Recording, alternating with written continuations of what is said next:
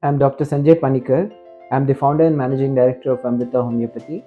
We are present in 3 locations in Bangalore at Koramangala, Marathali, and Electronic City.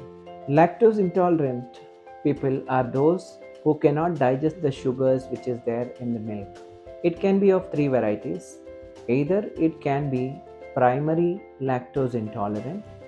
Generally, by birth, everybody has the capacity to digest milk because that's the most primary food which an infant consumes, and they take mother's milk and they're supposed to be able to digest it.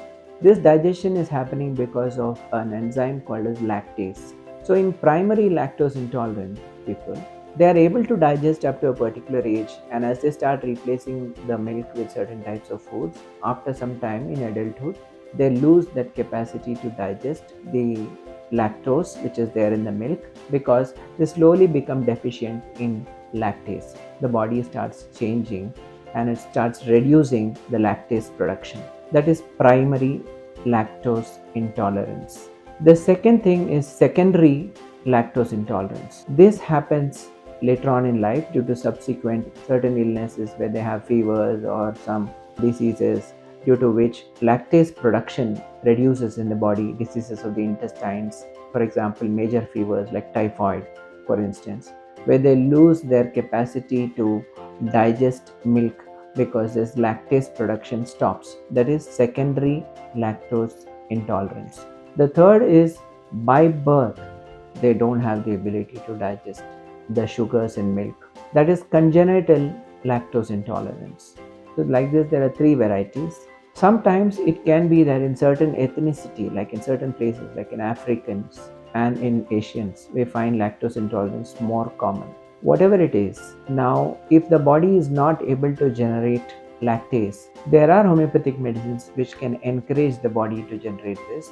And if at all the person was able to digest milk but subsequently not able to, then also homeopathic medicines will be able to correct that so that the digestion process improves, especially after certain illness if they are not able to digest milk. The most common question which people ask me is, how will the child get calcium if we stop all the milk? So you need not stop all the milk. Certain amount of milk, if at all you want, you can give. If the child is partially lactose intolerant, they will tolerate it.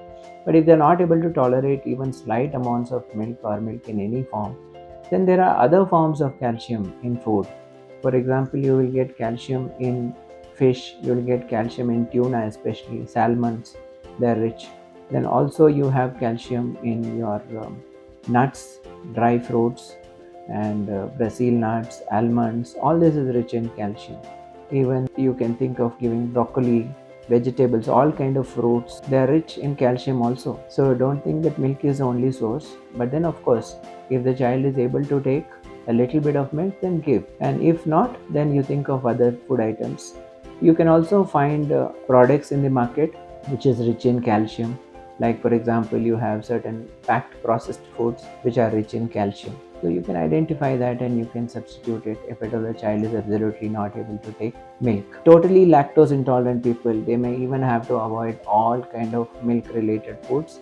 For example, paneer or curds and every byproduct of milk, for example cheese, butter, will have to be avoided in people who are totally lactose intolerant. But then you'll have to do something about it with homeopathic treatment so that they come out of this lactose intolerance. It is possible to treat this, and we have treated cases like that and made them to be able to tolerate milk subsequently.